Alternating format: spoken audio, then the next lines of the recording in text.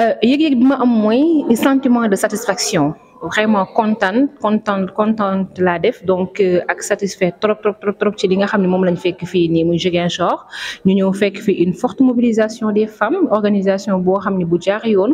femmes yi ñëw jeunesse bi ñëw ñu xam carrément que ni ñoom ces femmes là elles avaient besoin de ça parce que li ma toujours animé mooy tey ji réveiller le potentiel des femmes jàppale jigéen ñi ci li nga xam ne mën nañ ko mais yeewoogul ci ñoom et que tey ñu mën a utiliser loolu noonu à travers nouveau xarala yu bees yi pour ñu mën a def seen ay activités comme ni mu waree comme ñu mën leen dégg fépp ñu mën a wane seen ay potentiel parce que remarque bi ma def mooy jigéen ñi ay jàmbaar lañu mën nañ entreprendre am nañ ay potentiel yu bari am nañ ko mais naka lañ xamul naka la ñuy def ba wane loolu ñu nekk def naka la ñuy def yan voie ak yan moyen la ñuy entreprendre ba tey ji àdduna dégg leen Sénégal dégg leen ba mën a wane seen ay activité tey loolu moo tax ma jël initiative def cette tournée def le tour du Sénégal pour former ces femmes sur les outils numériques mais également permettre leen ñu gën a mën a am benn autonomisation bi voilà.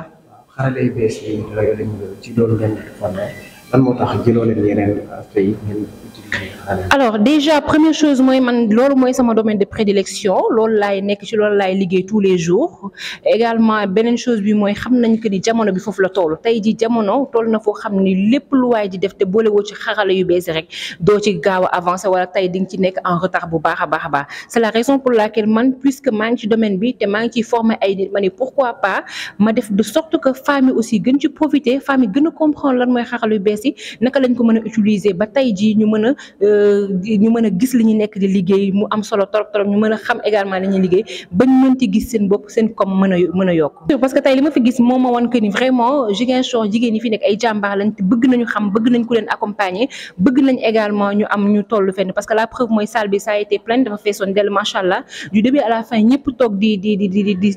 diglu formation diglu panel bi donc ça veut dire que intéressé te daaw ñëwoon naa ça a été comme ça et la preuve mooy daaw bi ñu ñëwee on a fait 2 sections tellement qu'on avait beaucoup de monde que dañu mujj salle bi ñu nekkoon dafa xawoon xat ñu def deux sections le matin et le soir cette année également ñu ñëw doublé waat ko donc man je me suis dit que Ziguinchor soxla nañ ko les villes wala les villages aux alentours de Ziguinchor soxla nañ ko inchallah compte nañ ñëwaat année prochaine ci mu gën a rafet ci gënum gën a baax ci mu gën a am impact comme ni ma wax toujours voilà. Bonjour, je m'appelle Babacar Signaté. Je suis le fondateur du cabinet Croissance et directeur de l'incubateur Diop Diop basé à Ziguinchor. Aujourd'hui, vous avez organisé une séance de formation. Est-ce que vous pouvez revenir sur Alors, il s'agit d'une session de formation qui a été initiée par la dame qui est à côté de moi, Madame Lissa Sarr, qui nous vient de Dakar, qui est la fondatrice également de Lissa Prestige, qui a bien voulu prendre l'initiative d'organiser une grande tournée nationale qui en est à sa 2e édition, qui s'appelle le Women Power Tour, et qui fait un peu le tour du Sénégal pour capaciter les femmes dans le domaine du digital et de la commercialisation de leurs produits.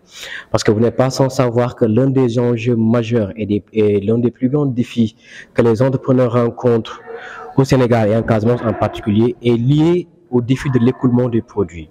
Et ce défi de l'écoulement des produits est souvent lié au fait que les personnes qui entreprennent, les entrepreneurs, ont souvent une très mauvaise utilisation ou même un manque d'utilisation des outils digitaux et de l'Internet. Et elle a bien voulu, comme je l'ai dit, donc faire cette tournée pour sensibiliser les femmes par rapport à ces outils-là, à leur utilisation, mais aussi les former pour qu'elles sachent mieux vendre leurs produits. Donc c'était ça l'idée qui était à la base de cette session de formation. Et elle nous a contacté, nous, en tant que cabinet croissance et incubateur, pour qu'on puisse l'accompagner dans l'organisation de cette session de formation ici à Ziguinchor. Donc ça a été un réel plaisir pour nous de nous positionner en tant qu'organisateur et coordonnateur de l'événement ici à Ziguinchor. Et on vient de la boucler et ça s'est très bien passé. Oui, parce qu'on a remarqué qu'aujourd'hui, on ne peut plus parler de l'entrepreneuriat sans parler des femmes, parce que les femmes, notamment les femmes casamançaises, sont des entrepreneurs nés, ça tout le monde le sait. Nous avons grandi en voyant nos mamans entreprendre. C'est avec l'argent de cet entrepreneuriat-là que nos mamans nous ont amenés à l'école, qu'elles payaient les factures, qu'elles nous ont acheté des habits, etc., etc. Et elles le faisaient sans pour autant se rendre compte qu'elles faisaient vraiment de l'entrepreneuriat. Aujourd'hui, la nouvelle génération a compris cela. Elle a compris que ce que nos mamans faisaient, c'était de l'entrepreneuriat. Et aujourd'hui, elles sont en train de le faire, mais avec des moyens différents et des idéologies différentes. Et c'est la raison pour laquelle nous avons particulièrement ciblé cette cible-là, d'abord les femmes, parce qu'elles sont depuis très longtemps dans cette activité-là, je dirais depuis toujours, et les jeunes dames, parce qu'aujourd'hui, elles sont en train de comprendre qu'il faut qu'elles soutiennent et qu'elles suivent la voie que les moments ont emprunté en la modernisant aujourd'hui, en utilisant les bons outils. Donc c'était essentiel pour nous de pouvoir faire ça, et je pense qu'on l'a très bien réussi.